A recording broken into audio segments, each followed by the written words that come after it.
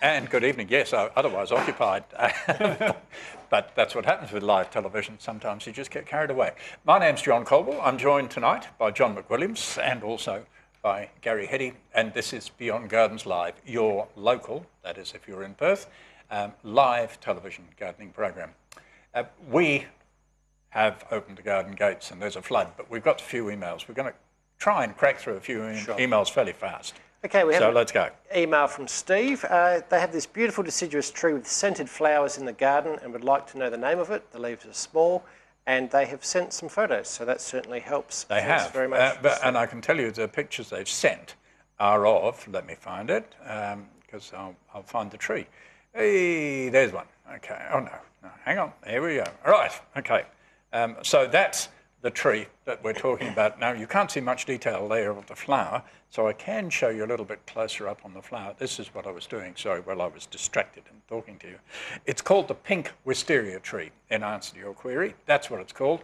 Those are the flowers, and yes, they are attractive, and yes, they are fragrant, but this is a robinia. Now, if you have experience with mop tops, robinia freesia, few others, you'll know that they use an exceptionally tough rootstock on the base, and that rootstock is prone to suckering. And when it suckers, that's the sort of thorny growth you get up. It's really nasty. So an attractive tree, but please be very careful about the suckers on it. Absolutely. Alan has a very quick one for us. How frequent and how much water do newly established trees need? Great question. Yes. Yeah, well... Potentially long answer. How long's a piece of string, Alan? It depends on the variety of the tree, the way you've established that tree, so the soil preparations, and the time of the year. Basically, once you get all that right, I think most importantly, we like to stress this as the soil preparation prior to planting. If you've improved the soil with organic matter, and in our sandy soils added a bit of clay as well, then you're going to dramatically improve the water holding capacity, which means you need to apply it less often. Well, that's the bottom line. And I actually work on the principle for the first month, treat it like a pot plant. Yep. So if you had to water a pot plant, you water the plant, its root system will start moving out and you start watering it, wetting the soil a little bit further out. By month 3 or so, it should start looking after itself with once a week watering. Yeah, absolutely. Treat it rough because you want to get that chasing the water, so spread your wetting pattern further and further out. You follow my principle, which is water-wise plants, mostly natives. You put them in where they're about that tall, and you never water them again. Or you might once. Exactly. You might once during summer. That's exactly right. Okay, another email? Another email, yes. Okay, sure. We have an email from Peter. Thanks very much, Peter. He has 2 feijoas that produce fruit in summer. They're being attacked by something that stings them. They get a bucket full of fruit but can't eat them because they're full of the maggots. Yeah, welcome to the world of fruit fly, Peter. Absolutely. And actually, I think rather than attempt to answer that now, we're going to be at Carragullen Field Days this weekend. There's a lot of information about fruit fly will be there because obviously that's the heart of the industry up there. And we'll attempt to shoot a story for next week. So if you can bear with us, Peter. Absolutely. It's becoming a bit of a problem. It's going to be a major problem because we don't have the cover spray available to us anymore. Absolutely. Okay, we have had a very patient caller waiting on the line. Good evening, caller. Are you there? We hope so. Hello? Hello? Hello? Hello? Hello? Yeah, yes, you're on. Good evening. My name's Karen. Yes, I Karen. live in Hamilton Hill, and I've missed a few episodes. Your last series. I want to know, we got like a mould on our grapefruit leaves last year. It's an old plant, it's about 40 years old, and usually after we pruned, or my husband used to prune it, we used to get buckets of grapes off it. And my son pruned it last year and got not as many, but quite a few buckets. I've got 2 other grapevines, but they don't produce as much as this one. But I just want to know what caused the mould on the leaves. Yes. Mould on the leaves sounds like one of the mildews. Oh, definitely one of the mildews. Particularly with this weather. We have 2 different mildews. Let me just see what pictures I can find to show to you. Okay, so here's one. This is, you can see the discoloration in the leaves here. This is fairly typical. It's also affecting the fruit. That is powdery mildew. And then we have downy mildew, which is what you can see on this leaf. Perhaps if I show you the other side of the leaf, it'll be a bit more evident how downy it is.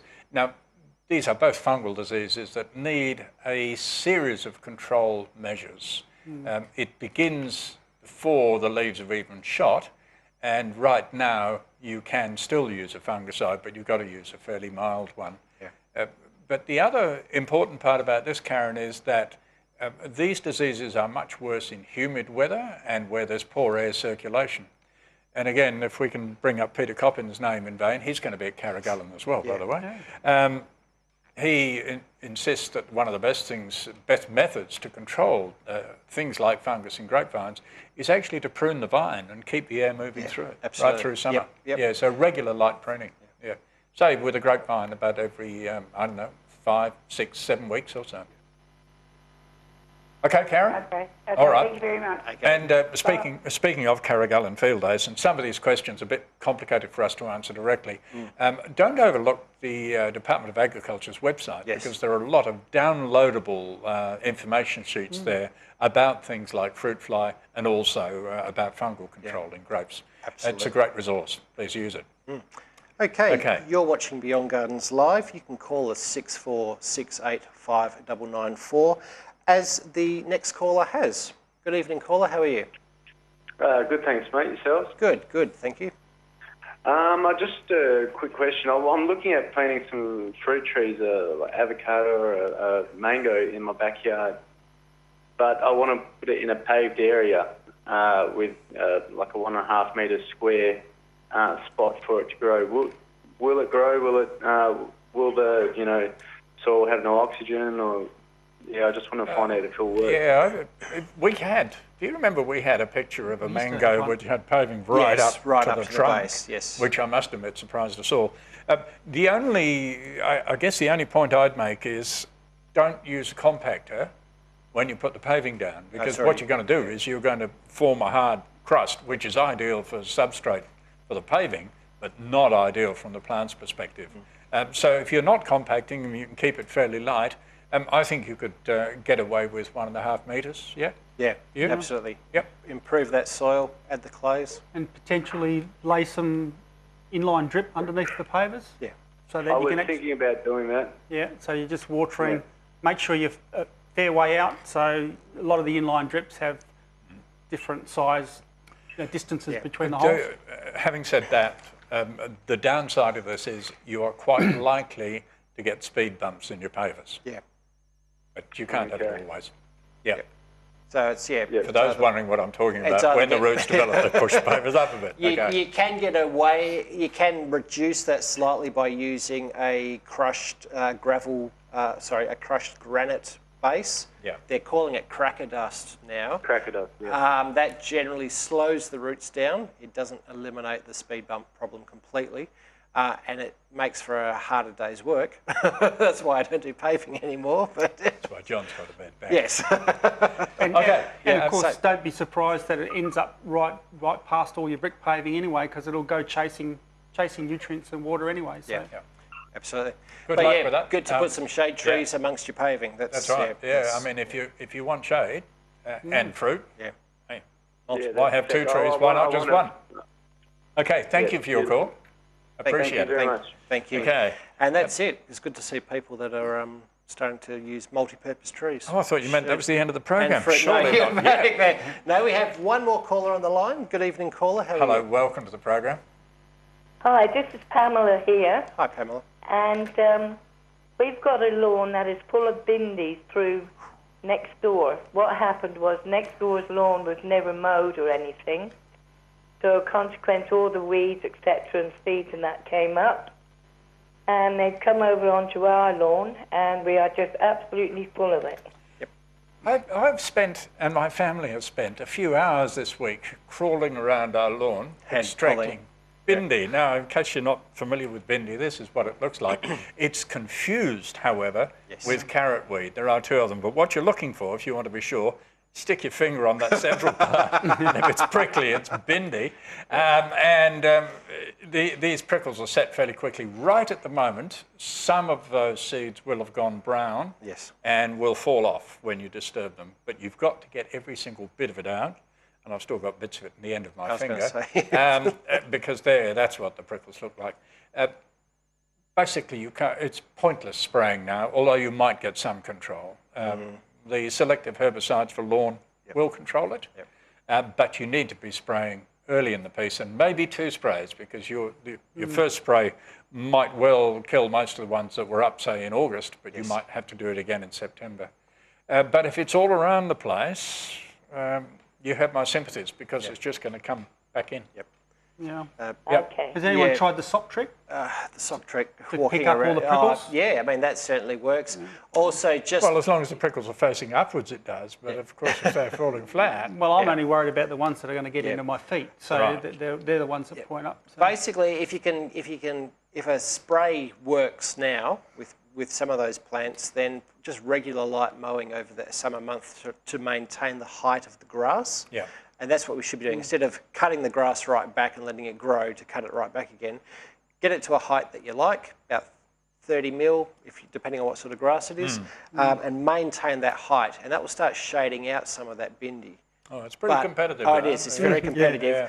But that regular light mowing has the potential to take up some of the extra seed. And of course, the bindi will stop growing come the first warm weather. Absolutely. Yep. So that will help you get on top of it, ready for the spray for next season. Good luck Well, with that. there's not much grass. Bindi, Jojo, One Hunger, all the same thing. They're all this thing called saliva, which is not an inappropriate name, really, is it? No, that's right. Yeah. Okay. It's around. You have our sympathies. Yes. As in passing, we have maned geese coming in off water. Yes. And they love bindi. Oh, wow. They will seek it out. They'll eat that in preference to everything else. Dare I say somebody gets some geese? And No, yeah, you can't keep maned geese. They're wild animals. No, that's exactly right. Okay. We have one more caller. Do we? Yes. And then we better just crack a few emails Yes, after that. absolutely. But let's go to the garden gate and say hi. Hello. Hello. Oh, hi there. It's James speaking. G'day, James. Hi, James. Oh, I just got a question in relation to creeping oxalis in lawns. I've tried a lot of different methods, and obviously I care for my lawn quite regularly and mow it once a week and fertilise, etc. I've tried everything from a product called Clean Lawn. I have also read via the internet that perhaps a very mild dose of lime could be an option. I just wanted to ask you your thoughts on oxalis treatment. Yeah, the creeping oxalis. Oh, we're talking about the brown one, are we? Nurseryman's Curse, is it the brown one? No, that's another one. Oh, we got all the ones in the world. Yeah. But it's small. It's got brownish leaves and yellow flowers. Yes, that's correct. Yeah. The broadleaf weed killers will knock it off, but it's nowhere near as efficient on that as it is on other broadleaf weeds. So it looks like a clover, by the way. Everybody thinks it's a clover, but when you look at the flower, you realise it's actually an oxalis. Have I got a picture of it? Is a question. Maybe. Maybe I can find one of those. Will you talk to James? I do know that product that you've used on it, James. I'd be starting to look at more of the broadleaf specific weed killers. You may have to venture out of the hardware store and start looking at a more dedicated garden centre, or even some of these small farm supply shops, depending on where you are in Perth. They'll generally have the more specific horticultural care products. Same as the garden centres, they'll generally have more specified products. Also, failing that, getting in contact with a good turf consultant. They will have all the right equipment, and they can do it for you for a fee. I think I found a picture, James, by the way. Is this the sort of thing you're looking at? Yes, that's it. That's the one. Yeah, it took me a while, sorry. Oxalis corniculata is the name of it. Not that you need to know that. Creeping soursop, whatever will do. The selective herbicides, as John was saying. I'm sorry to interrupt. I just thought we'd make sure we knew what we were talking about. That's fine. So good luck with that one, James. Okay. Okay, thanks for your help. Thanks, James. Great, thank you. Now, a couple of emails. Yep, absolutely. Let's do 2 emails. Okay, we have an email from Carmel. Yes. Carmel has comfrey. Every morning she checks her comfrey. She has small, slimy slugs attached to the bottom of their leaves. What are they, please, and how do I stop them eating the comfrey? Oh, Carmel? Carmel, they are slugs. They are your garden variety slugs. Or sluggettes. Slugheads, little baby slugs. Little ones. Yes. Yeah. So if you are wanting to use any of the commercial products to get rid of the pellets and the like, that will certainly take care of them, not quite nicely. Then there are copper-based sprays, And then there's which all are barriers, yep. which are remarkably effective against slugs, snails, and also Gary's pet thing, slaters. Yeah. Yes. But right at the moment, they've had a really good season. Oh, yeah. Snails and slugs have had a really good breeding season. Yeah. So do keep an eye out for Yeah, them. absolutely. You can even put out some traps as well. And they probably taste quite nice because they're just land oysters, really. That's all. Yeah, land oysters, yes. Yeah. So good luck with that one, Carmel. And yeah, hopefully you'll get some comfrey out of that one. And another one? How we go? Not on this list. Pushing John as much as I can. We tonight. will take a call. Oh, okay. You've lost the emails. Oh, okay. Hello, welcome to the program. Yes, hello, good evening. Terry's my name. I, in 2008, planted a native garden in front of my home, removing all the lawn and everything else I had. It is very reminiscent of the hills, environment where I grew up from in the bush. Now, I planted a piece of foliar, this piece of foliar, red flowering gum. It itself is now probably 2.5, 3 metres tall. In fact, all my plants I got from Lolfit's nursery in Wanneroo, and they're all no bigger than the length of my finger when they first started life.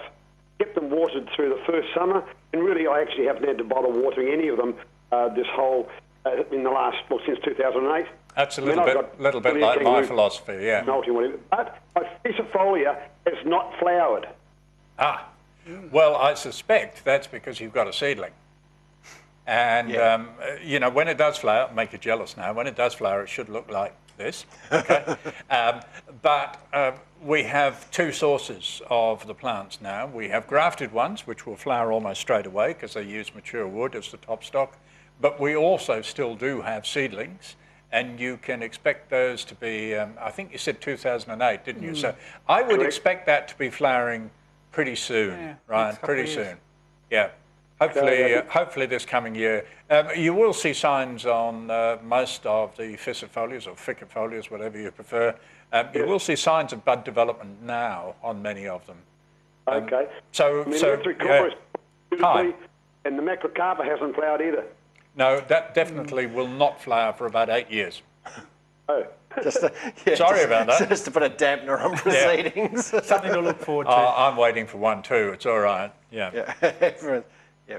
Thank you very much. Okay, thanks for your call. I mean, good things are worth waiting for. I always like to point out to people that, hey, we weren't, human beings aren't worth talking to till they're 21. Okay. That's exactly Or in our case, a lot older. You were giving me a signal. What does it mean? No, we've got another caller ready to go. Okay, all right. Hello, welcome to the program. Hello, my name's Alex. Yes. I want to put in a vegetable garden, and the only area that I have in the yard is about 2.5 metres by 10, and I was going to make a brick surround, but I'd like to divide it into 3 so I can rotate my crops. How deep should the barrier be for each of the sections, and how high should it be? Okay, I get your drift, and I think we can answer it probably fairly simply, I should say. So 2 issues. Yes. The depth, first of all. The depth, you only really need to improve the top 30 centimetres. Yeah, so if you're growing straight into the ground and you're only putting a border around it just for aesthetics, then 1 brick. But if you want to build it up the bed, then 30 centimetres and high. maybe go up enough so that you can sit down and weed in comfort.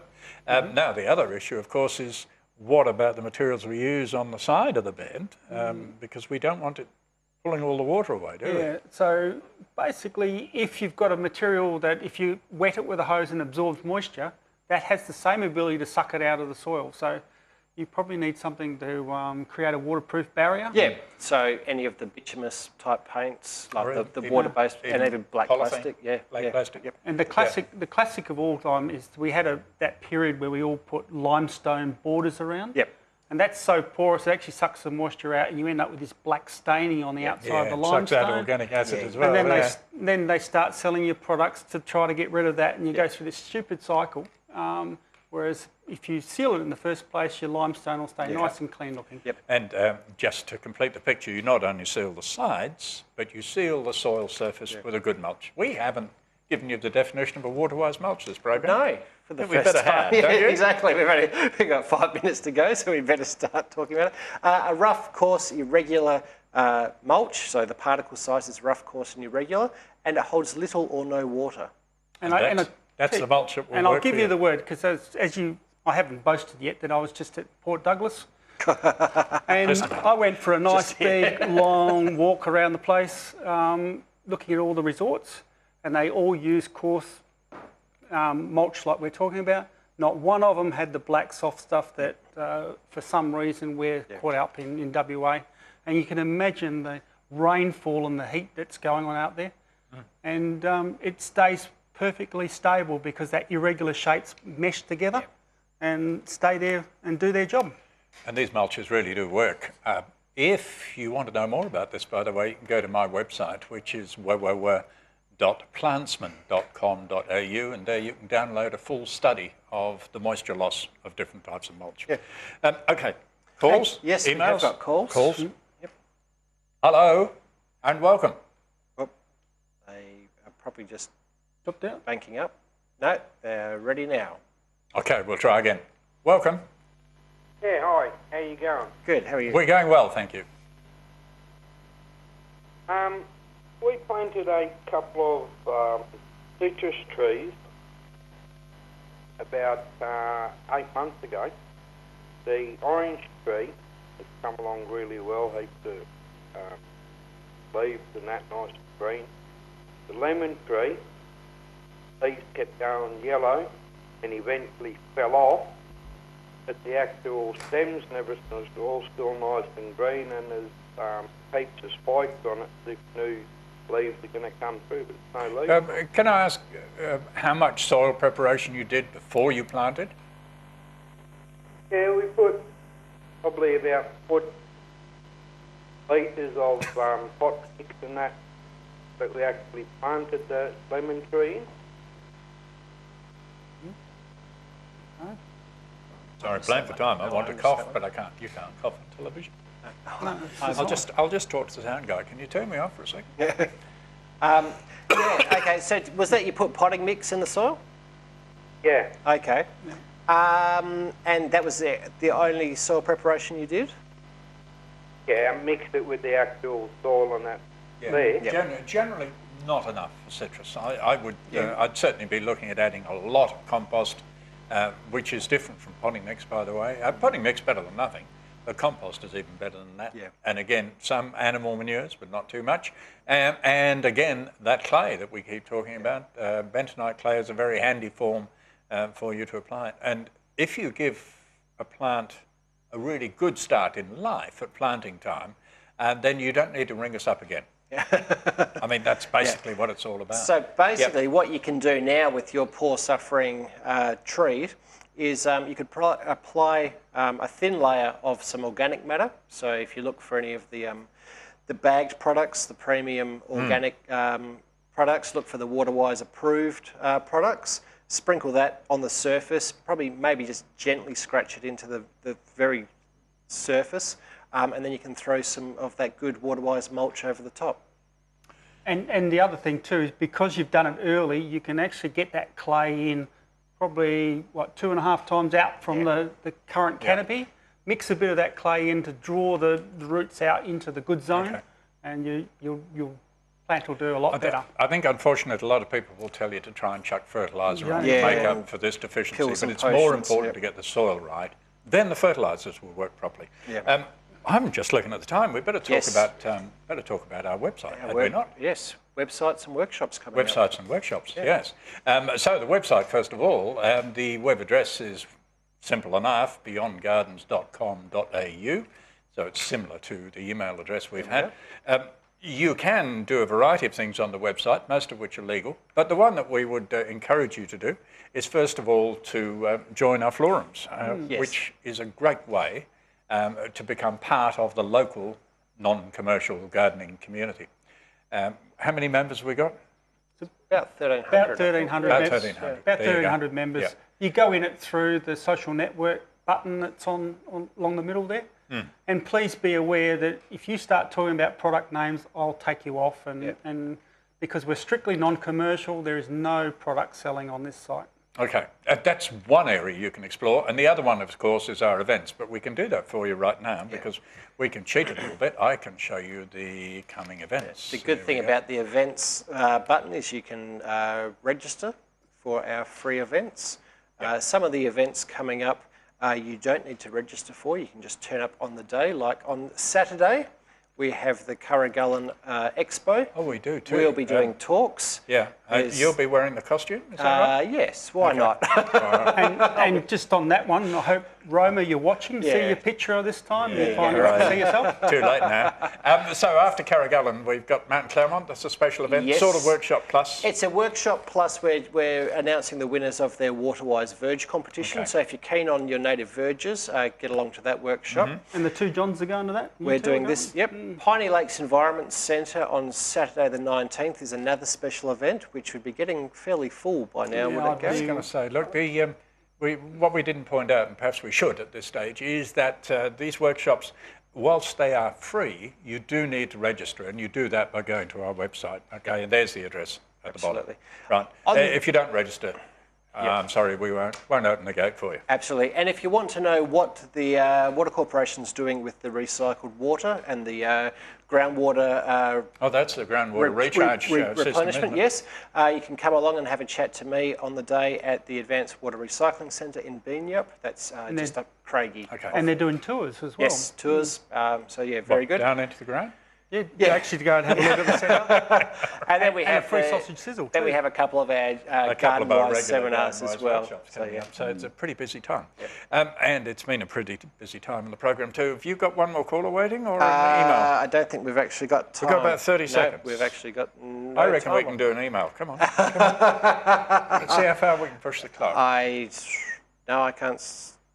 I've just been told off. You don't work under pressure, do you? We can't do it. No, I've been told off. Have we got the Waterwise approved logo? Yep. That's all been there. This has been Beyond Gardens Live, or it might be that you're watching it again on the repeat on Saturday at 2 o'clock. Now, if it hasn't got the little live logo down there, then I'm afraid we won't be in the studio at the time. But it's an interesting exercise, and we would like to thank you for the support you've given us. We have, quite frankly, been astounded, amazed and delighted with the rating figures that we are getting as a result. So please tell your friends. Beyond Gardens Live will be back the same time, live, next Wednesday at 6:30, and here to take your calls and, of course, your emails, which can come in during the course of the week. Mind you, we didn't get to half of them today, but we'll do our level best to answer them if we can. There are a whole lot of people who make this program possible. You've seen their names coming across the bottom of the screen, and you'll see them next week. Until then, from us, cheerio.